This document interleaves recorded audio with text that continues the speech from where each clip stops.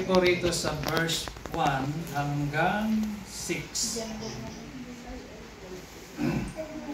Blessed are all who fear the Lord, who walk in obedience to Him.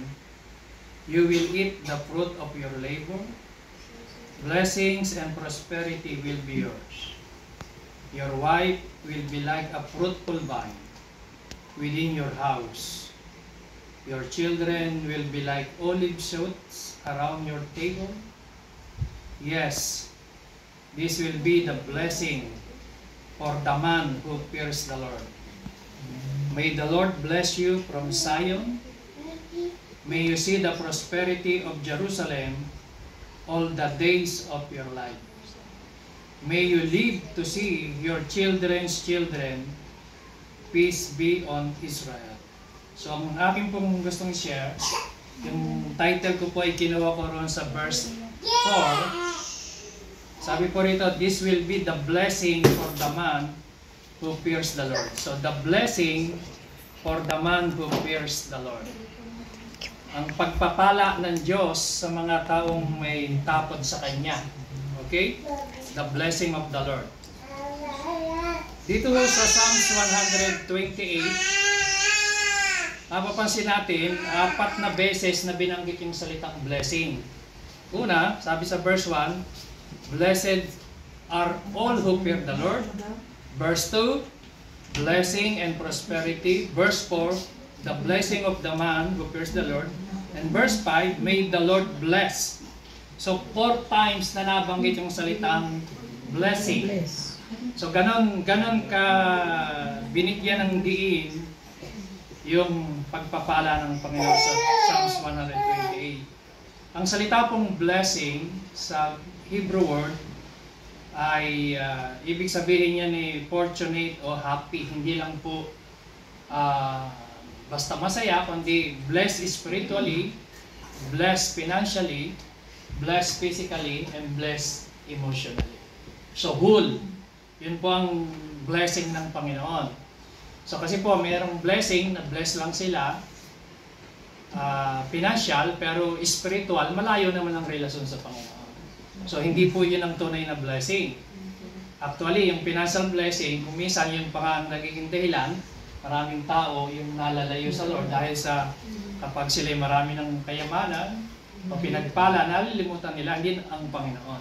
So kaya ang tunay na blessing dapat po balance. So tinutukoy po rito mga kapatid, number 1, be clear about who you trust. Yun ang number 1 nating pinakikita. Kaya ang sabi diyan, blessed are all who fear the Lord, who walk in obedience to Him. So dapat malino sa atin, sino ba yung ating pinagtitiwalaan? Siyempre si Lord, no? Kaya sabi ng Bible, trust in the Lord with all your heart, and lean not your own understanding, in all your ways, acknowledge Him, and He shall direct thy path. So trust in the Lord. Sabi po sa Bible, maraming tao nagtitiwala sa kanilang mga kabayo, chariot, but those who trust in the Lord, ay sila raw po ay magtatagumpay. So mga kapatid, sino ba ang ating pinagtitiwalaan? Ang ibig sabihin po ng tayo nagtitiwala sa Lord, tayo po ay mayroong pananampalataya na anumang sitwasyon na naman nangyayari sa buhay natin, the Lord will provide. Amen. The Lord will provide. Ang Diyos ang magpo-provide. Sabi diyan, kapag tayo po ay lumalakad sa obedience, obedience brings blessing. So there is power. Power belongs to the obedient. Kaya ho, sabi yan ng Word of God, who walk in obedience to Him, and all who fear the Lord. So number 1, clear dapat sa atin, sa lahat ng ating mga pangailangan, tayo ay sa Diyos tayo nagtitiwala. Hindi tayo nagtitiwala sa tao, hindi tayo nagtitiwala sa ating mga material o mga trabaho. Kasi yan, pangsamantala, nawawala, pwedeng meron ngayon, bukas wala. Pero kung ang Diyos ang pinagtitiwalaan mo, siguradong matatag at matibay ang iyong pundasyon. Kasi siya lang yung hindi nagbabago eh. Sabi niya, I am the Lord, I do not change. So kaya number 1, be clear about who you trust. Yun ang sinasabi doon sa verse 1. Malinaw kung sino ang pinagtitiwalaan natin na pinagmumula ng lahat ng ating blessing. Amen ba, mga kapatid? Amen. So dapat clear yung ating kaisipan. Sino ba? Yung ating trabaho, ano yan, resource, pero ang pinaka-source natin ay si Lord.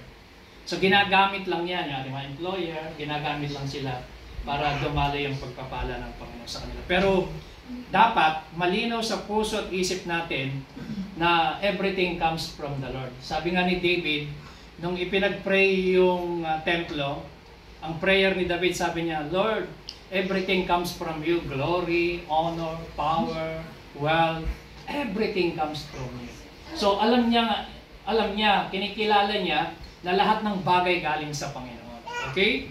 So kaya nga sinasabi, unless the Lord build the house, the builders labor in vain. Unless the Lord watches over the city, the guards stand watch in vain. So in vain you rise early and stay up late, toiling for food to eat, but He grants sleep to those who love. So makikita natin dito na ang Diyos talaga ang pinagmumulan eh.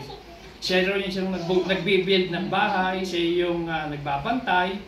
At kahit daw po tayo maagang-maagang gumising, late na late matulog, dahil gusto nating magkaroon ng maraming pagkain o kumita, pero ang Diyos pa rin nagbibigay ng masarap na tulog. Amen. Okay? Amen. So kaya number 1 yon. Number 1 mga kapatid, be clear about who you trust. Okay, number 2, be committed to those you love.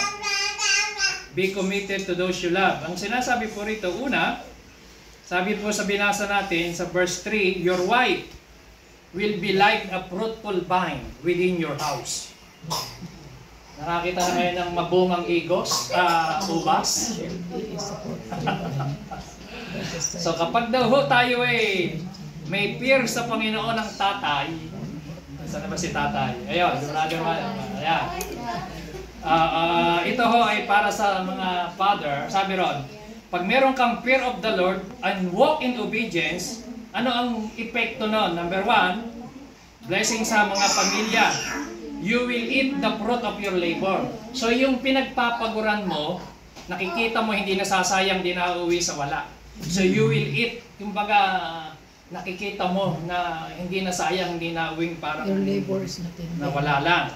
So yon. And number 2, blessing and prosperity will be yours. So everybody, tayo lahat naghahangad ng blessing and prosperity, financial, physical, and prosperity.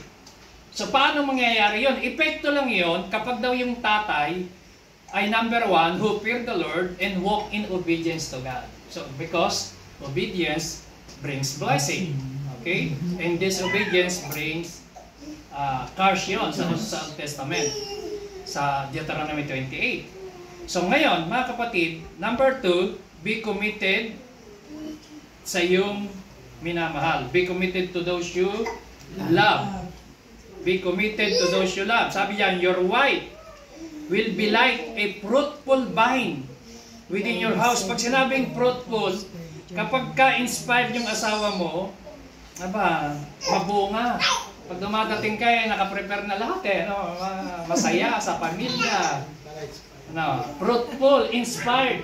Inspired magluto, inspired maglinis, inspired mag-prepare ng pagkain, inspired, fruitful. Ano siya, productive yung kaisipan niya, hindi yung pagdating mo estresado, pagdating away, pagdating walang kapayapaan. So your wife will be like a fruitful vine within your house. Hallelujah. Diba? Yung Sister Winnie, pamabata Yeah, diba? Will be fruitful. Fruitful. Amen? So nagiging mabunga. Alam nyo, ang insight nun, lahat ho tayo, naghahanap ho tayo ng, hindi naman hinahanap natin ay puno. Pag pumunta tayo ng puno, hinahanap natin bunga. Bunga. Di ba? Si Jesus Christ nagutom, ang hinanap ay bunga ng igos, hindi yung dahon. Amen. So sa pamilya, kapag daw yung tatay may fear of the Lord, walk in obedience, your wife will be like a fruitful vine. Hallelujah. Magiging mabunga ang iyong asawa. Ano ba yung iba pang mga bunga? The fruit of the Holy Spirit is love, joy, peace, meekness, humbleness, self-control, temperance. So, hando yung fruit of the Holy Spirit. Amen? Okay, number 3. Your children will be like olive shoots around your table. So, pati daw yung mga anak, ay magiging parang tulad ng olibo. Alam niyo naman, nakakita na tayo ng olibo, ano? So, kaya dapat, ang mga nanay at tatay, be a blessing to your children. Amen? Wala yatang amen. Amen. So, dapat ho, mga nanay at tatay, kung gusto niyo talaga ng blessing, ang sabi doon, wife and father, be a blessing to your children. Pag ikaw ay naging blessing sa iyong mga anak, paano ba tayo nagiging pagpapala sa ating mga anak? Alam niyo po sa Bible,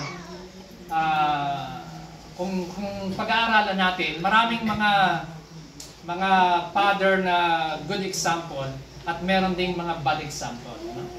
Bibigyan ko kayo ng mga good example at susunod nun, may mga bad rin. No? Halimbawa, ang good example ng father, si Abraham.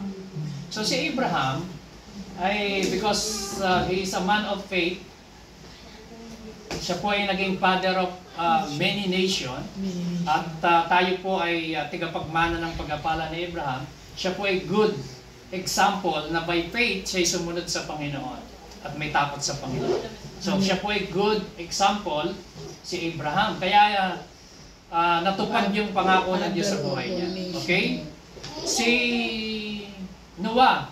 Si Noah po ay good example na magulang. Alam nyo, nangaral po siya ng 120 years, pero naniwala lang halos sa kanya yung pamilya niya. Kaya ang nasave, nung mula ng 40 days and 40 nights, pamilya lang niya, saka yung mga hayop. Pero good father siya, he is the preacher of righteousness, si Noah. So nasave yung kanyang pamilya. Si Joshua, sabi ng Joshua 24, sabi niya, for me and my household, we will serve the Lord. So sila yung mga good example. And isa sa good example ng father ay si Joseph. Alam niyo po si Joseph, siya yung naging ama ni Jesus Christ in the flesh, sa lupa, hindi bilang Diyos, dahil wala namang ama yun. Siya po bilang nagkatawang tao, ginamit ng Diyos si Joseph at saka si Mary, yung kanyang womb. Pero good example si Joseph.